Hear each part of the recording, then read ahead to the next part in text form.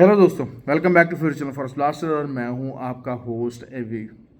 और आज की एंट्री का हाल कुछ मिला जुला, कुछ जो है वो ना समझ आने वाला रहा, क्योंकि एक तरह से आप समझ लीजिए कि मॉर्निंग के अंदर 23, 41, 40 इधर से सेलिंग ली और 28 का वही हमारा टीपी था वो हिट हुआ।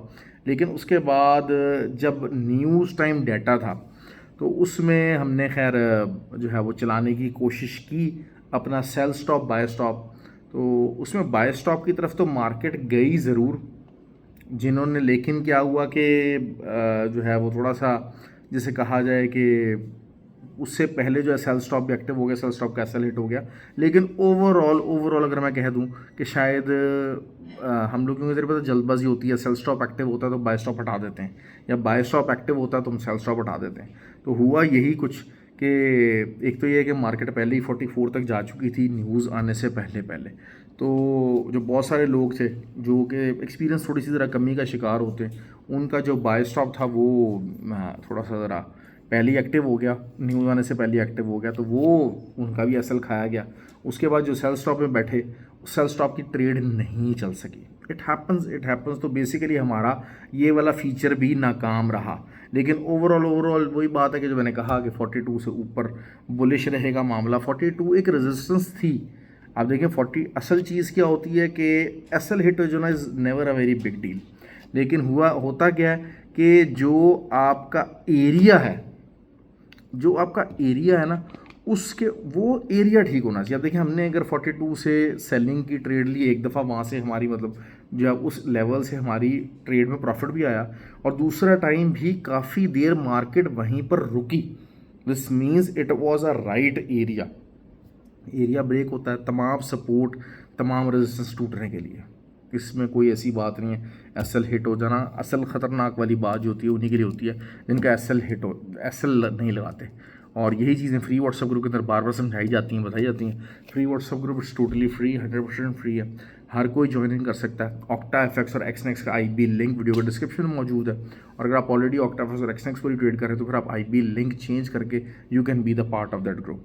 लर्न करना बहुत ज़्यादा ज़रूरी है। Obviously there will be days जब आप रोज़ प्रॉफिट नहीं कमाएंगे, ऐसे दिन आएंगे जब आप रोज़ प्रॉफिट नहीं कमाएंगे। लेकिन क्या है कि मोस्ट ऑफ द टाइम अगर आप सही ट्रेडिंग लेंगे तो you will always remain in profit, और ओवरऑल आप प्रॉफिट वाली सिचुएशन ज़रूर निकलेगी। गोल्ड के ऊपर कोई ट्रेड एज सच थी नहीं, ऑयल के ऊपर कोई एज सच ट्रेड निकल नहीं पाई। सिल्वर भी एक तरह का रेंज बाउंड ही रहा। और कल और परसों बहुत इंपॉर्टेंट दिन है। बेसिकली क्या हुआ कि आज जो डाटा आया उसमें ADP numbers were quite good actually, बहुत नेगेटिव नहीं है लेकिन काफ़ी अच्छे ज़रूर हैं। लेकिन जो सिग्निफिकेंट एक इम्प्रेशन गया, वो इम्प्रेशन ये था कि यूएसडी कैड के बैंक ऑफ कनाडा ने अपना जो है वो 0.25 बेस पॉइंट जो है वो इंटरेस्ट रेट डिक्रीज़ किया है। अच्छा, बहुत सारे लोगों को एक मिसकंसेप्शन है, मैं जिस तरह ऑयल के बारे में बताता हूँ कि ऑयल जो होता है वो जब ऑयल स्ट्रांग होता है तो यूएसडी कैड भी स्ट्रांग होता है वर्सेस मतलब Canadian dollar versus USD strong हो जाता है, और आप मतलब उसमें सेलिंग ले सकते हैं। कहने का मतलब ये है। लेकिन यूएसडी कैड अगर स्ट्रांग या जो है वो हो रहा है तो उसका इम्पैक्ट ऑयल की प्राइस के ऊपर नहीं पड़ता। ये चीज़ आप समझ लीजिए। Oil is not dependent on the prices of the USD CAD. USD CAD is dependent on the prices of the oil. Oil अगर स्ट्रेंथ पकड़ता है तो कैनेडियन डॉलर के अंदर जान आती है। ऑब्वियसली के ऑयल जो है वो कनाडा की एक मेजर जो है वो एक्सपोर्ट है, और मेजर जो है उसका इंपोर्टर जो है वो यूएस है, तो उसकी एक काफ़ी ज़्यादा जान पकड़ी जाती है। अब कल क्या हो सकता है? अच्छा, आईएसएम नंबर्स आया। ISM number obviously is on the high side, जो कि इन्फ्लेशन को शो कर रहा था। अब हम अगर देखते हैं गोल्ड के पॉइंट ऑफ व्यू से, जी क्या मामला है। अब अगर गोल्ड की रेजिस्टेंस की बात करें तो 2359 is a close resistance area. लेकिन 2359 के ऊपर कहीं भी कोई भी half an hour candle, 1 our candle opener close हो जाती है तो फिर इसका मतलब है कि जो डब्ल्यू पैटर्न बना है एज 4 के ऊपर उसका ब्रेकआउट हो जाएगा। और ब्रेकआउट का मतलब यही है कि फिर आपका जो इजीली लेवल जो है वो 75 एंड 2392 ये हो सकता है, ये हो सकता है। अब बहुत सारे लोग जो चीखो पुकार करेंगे कि यार ये तो आप सेलिंग बता रहे थे, अब आप उस तरह से बाई की तरफ बता रहे हैं। भाई सेलिंग बता रहे थे, सेलिंग में हमने बहुत प्रॉफिट कमाया। आज का दिन हम कहते हैं कि जी चलें जी एसएल हिट हो गए, एसएल हिट हो गए, now you need to change. लेकिन चेंज की सूरत क्या है, वो वही है 59, 23, 59 के ऊपर H1 कैंडल ओपन और क्लोज होना। Only then you can think कि हाँ यार मैं बाय में बैठना चाहूँगा, अदरवाइज नो नीड। मेरा ट्रेडिंग स्ट्रेटजी क्या होगा, मैं 58, 59 का लेवल अगर मुझे मिलता है तो मैं SL 72 का लगा के सेलिंग में बैठूंगा। 57 का भी मिल जाता है, मैं ये चीज़ करूँगा। 150 पिप्स का SL है, इट डजेंट मैटर। और मेरा जो पहला TP होगा वो 41 का होगा, सिंपल इज़ दैट।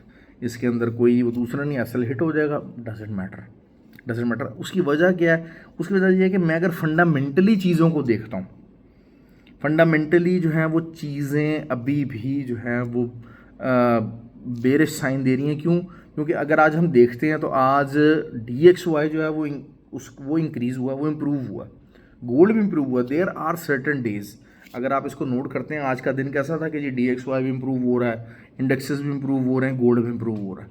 तो तमाम चीज़ें एक डायरेक्शन के अंदर चल रही हैं। तो दिस इज़ ऑब्वियसली सम, आप जैसे कह लें डाइवर्जेंस है। नॉर्मली हम क्या कहते हैं कि जी अच्छा DXY डिक्रीज़ हो रहा है तो गोल्ड ऊपर जा रहा है, गोल्ड जो है वो आ रहा है तो DXY इंक्रीज़ हो रहा है। 10 ईयर टी बॉन्ड यील्ड्स ज़रूर थोड़ा बहुत डिक्रीज़ हुआ, लेकिन इतना डिक्रीज़ नहीं हो कि गोल्ड इतना ऊपर चला जाता। तो the divergence is always there. ठीक हो गया। अब सिल्वर की बात कर लेते हैं। मैंने आपको हमेशा कहा कि सिल्वर जो है वो गोल्ड से आगे होता है। अच्छा, दूसरी चीज़, सबसे इंपॉर्टेंट चीज़ है H4 के ऊपर गोल्ड के अंदर hidden bullish, hidden bearish divergence है। It is there, it is there. उसको रीसेटल ज़रूर करना पड़ेगा, उसको रीसेटल ज़रूर करना पड़ेगा। आप देखें जिस तरीके से US 30 और नैस्डैक की थी हिडन डाइवर्जेंसेस थी US 30 के ऊपर पर्टिकुलरली, तो वो 400-500 पिप्स नीचे आके उसने अपने आप को रीसेटल ज़रूर किया। तो ये एक बेरिश साइन हम देख रहे हैं। दूसरा एक मेजर रेजिस्टेंस है, एक मेजर एरिया है 59 का, जिसको बार बार रिस्पेक्ट दे रहा है। उसके अगर ऊपर कोई इंट्राडे क्लोजिंग आ गई तब तो फिर मामला बहुत ज़्यादा दूसरी तरफ निकल जाएगा। Silver 30.15, 30.15 is the area. 30.15 के ऊपर कोई भी H1 कैंडल ओपन और क्लोज होती है तो फिर 30.45, ये 150 पिप्स का एरिया जो मैं आगे बता रहा हूँ कि वो आगे आ जाएगा, और उस पर फिर हम दोबारा से सेलिंग ढूंढने की कोशिश करेंगे। सिल्वर जो है वो, क्योंकि सिल्वर देखें सिल्वर की सपोर्ट है, लेकिन मैं अगर गोल्ड को देखता हूँ, गोल्ड को इंट्राडे के ऊपर अगर हम देखते हैं तो आप जब तक ये ब्रेकआउट नहीं होता 59 का, 59 के ऊपर जब तक इंट्राडे क्लोजिंग नहीं होती है, आप इसको इंट्राडे का बियर फ्लैग कंसिडर कर सकते हैं या साइडवेज चैनल कंसिडर कर सकते हैं। और चैनल के अंदर हाई प्रोबेबिलिटी होती है, हाई प्रोबेबिलिटी वो यही होता है कि अगर नीचे से मार्केट आके चैनल बना रही है तो मार्केट ऊपर को ब्रेकआउट करेगी, मार्केट ऊपर से रिजेक्ट होके आई है और नीचे चैनल बना रही है तो मार्केट नीचे को ब्रेकआउट करेगी। प्रोबेबिलिटी वाइज यही होता आया है, होता है। हम लोगों ने प्रोबेबिलिटी के ऊपर ट्रेड करनी है, that's how we are going to do it. Oil की बात कर लेते हैं। ऑयल जो है वो अभी सेकेंड डे हुआ है और 72.5 से निकला है, लेकिन ऑयल के अंदर बुलिशनेस किसी भी सूरत मौजूद नहीं हो रही। कोई मतलब बुलिश मोमेंटम नहीं बन रहा, बुलिश मोमेंटम के रीजंस नहीं बन पा रहे हैं, कुछ नहीं बन पा रहे हैं। आज देखें तो मैं अभी जिसे कहते हैं ना कि ऑयल के ऊपर थोड़ा सा ज़रा वेट एंड सी गेम पे हूँ। अगर कल भी 74.20 के नीचे ही ऑयल ने क्लोजिंग दी तो फिर उसको देखेंगे, फिर हम सेलिंग के अंदर जाना, या 74.2 से ही दोबारा हम सेलिंग में बैठेंगे, क्योंकि अभी आज सेकंड डे था और रिट्रेसमेंट हुई है। दोबारा वही 74.2 एक रेजिस्टेंस बन के सामने आ जाता है हमेशा। तो लेट्स सी कल ये रेजिस्टेंस बनती है और सपोर्ट में तब्दील होती है तो फिर हमको बाई की तरफ देखना शुरू करेंगे।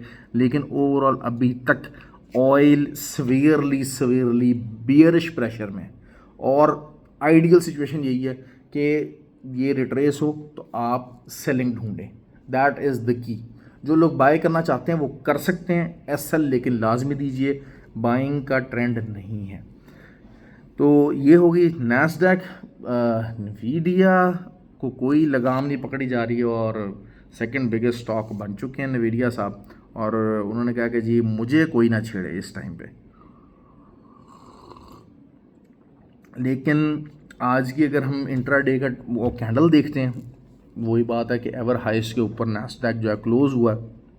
और असल मसला क्या है? असल मसला यही है कि एक स्टॉक की बेस के ऊपर पूरा नैस्डैक, पूरा इंडेक्स जो है वो इस टाइम पे उठा पड़ा है, सिर्फ एक स्टॉक की बेस पे। कोई हल्का सा फंड भी निकल आया किसी मतलब कोई XYZ अच्छे रिलायबल सोर्स से, जिसे कहते हैं ना कि एक कोई हल्की फुल्की सी अफवाह भी निकल आई, वो ऑल्दो कि वो उसी टाइम रिकवर हो जाएगी, लेकिन it is going to be massive.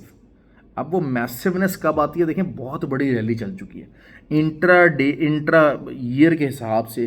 किसी एक स्टॉक के अंदर हिस्ट्री की, दुनिया की हिस्ट्री की, it is the ever biggest rally we are facing right now. इस चीज़ को आप समझें, how big is this, how big is this. आपको ये चीज़ें मैं समझाने की कोशिश कर रहा हूँ क्योंकि शायद लोग बड़ा एनालिसिस कर रहे होते हैं, ऐसे हो रहा है वैसे हो रहा है। फंडामेंटली चीज़ क्या हो रही है, I am just trying to give you an answer. आप देखें, कोई ऐसा स्टॉक नहीं है कि जिसमें मामला हो। टेस्ला है, अब देखें टेस्ला हो गया, एप्पल हो गया, दीज आर गुड स्टॉक्स, लेकिन टेस्ला इस टाइम पे डाउनफॉल के ऊपर है। पिछले 1-2 साल के अंदर उनकी रैलीज़ बहुत चली हैं। एप्पल और टेस्ला का स्टॉक इसने बहुत रैली किया, लेकिन इस लेवल की रैली नहीं देखने में आई।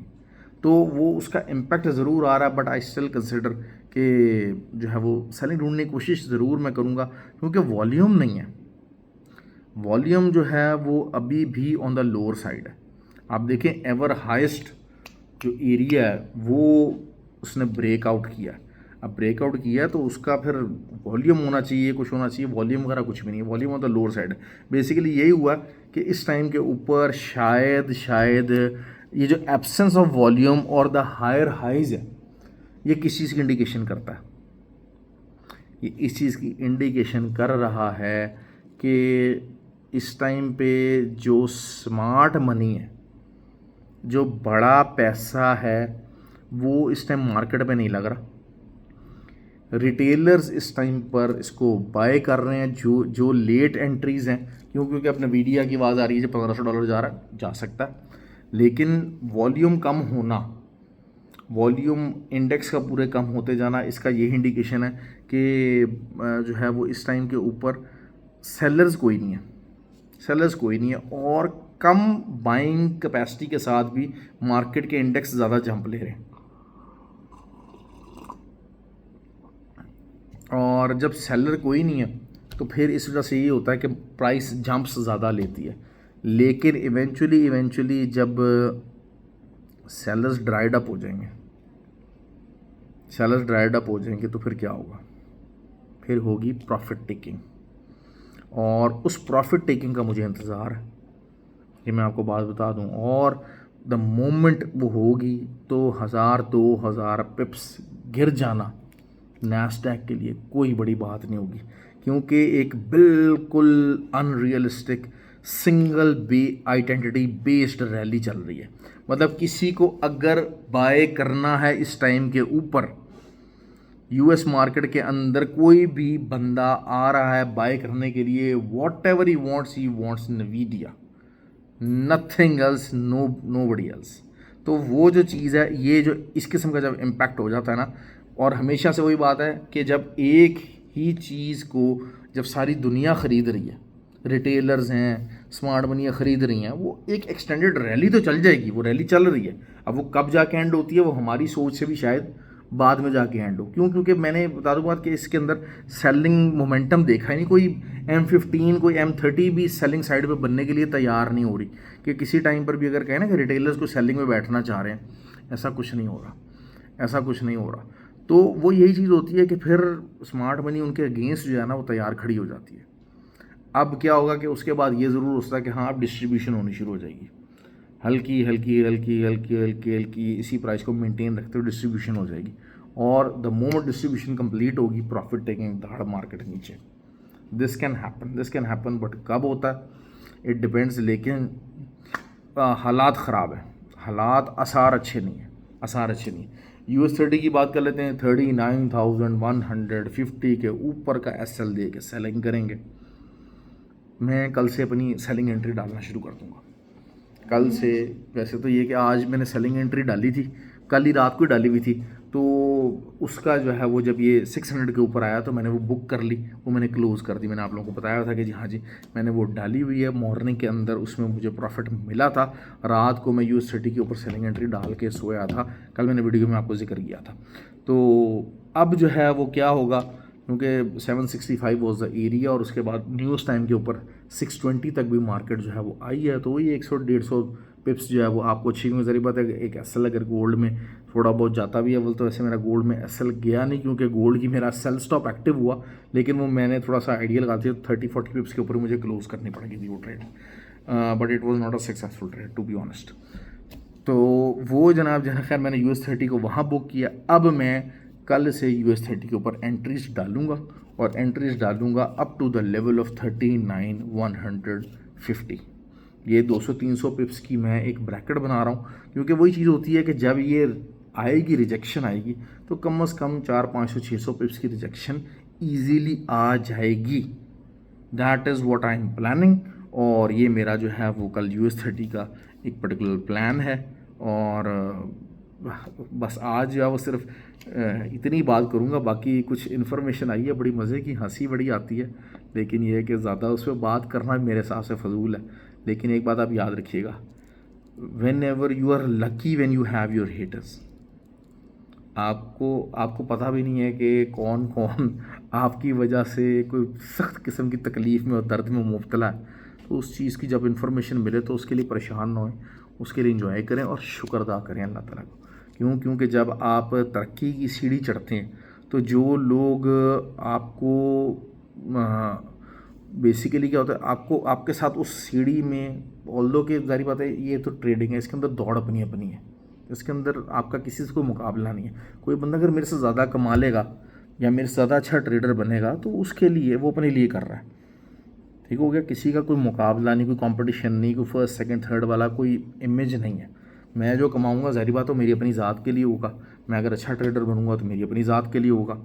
तो वही बात होती है। लेकिन क्या होता है, कुछ लोगों को मसला होता है, वो यही होता है कि वो जब आपसे मुकाबला नहीं कर पाते तो वो आपकी टांग खींचने की कोशिश करते। जब आपकी टांगें भी उनकी अप्रोच से दूर चली जाती हैं तो वो क्या करते हैं, वो सिर्फ नीचे से चीखो पुकार करते हैं आपको और आपके साथ, और आपके इर्द गिर्द जो नीचे नीचे लोग रह जाते हैं ना, जो नीचे नीचे उनके साथ इर्द गिर्द लोग रह जाते हैं, वो सिर्फ आपस में बातें करते हैं आपके ख़िलाफ़।